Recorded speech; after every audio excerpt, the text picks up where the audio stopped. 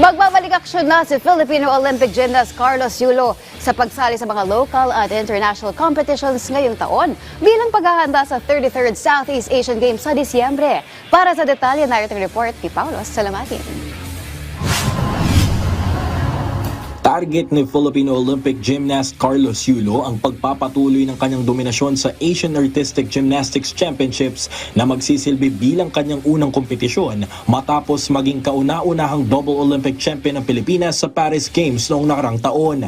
Bilang paghahanda, nakatakdang sumalang si Yulo sa isang overseas training camp bago sumabak sa Senior at Juniors Men's Asian Artistic Gymnastics Championship na gaganapin mula June 5 hanggang June 8 sa South Korea. Inaasahang magsisilbing sentro ng pansin si Yulo sa naturang palaro matapos niyang pangunahan ng individual all-around, floor exercise, vault at parallel bar sa Tashkent, Uzbekistan noong nakarang taon na nagdaan para sa kanya upang umangat ang Pilipinas sa itaas ng medal tally sa seniors level.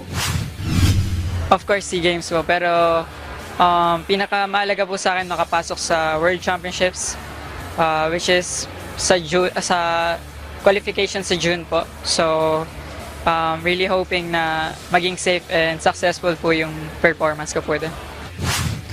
Matapos ang kanyang historic feat sa Paris Games noong Agosto, nagbigay si Yulo ng mahabang break sa sarili bago muling bumalik sa training noong Enero. Ani Yulo, hindi naging madali para sa kanya ang pag-adjust na makabalik mula sa mahabang panahong pagpapahinga na galing sa tagumpay.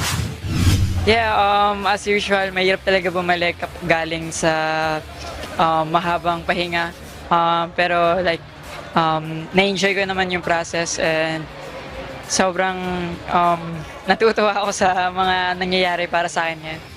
Sa ngayon, patuloy pa rin na nag-ensayo si Yulo na kanya pang sinimula noong Enero ngayong taon. Paulo Salamatin para sa Atletang Pilipino para sa Bagong Pilipinas.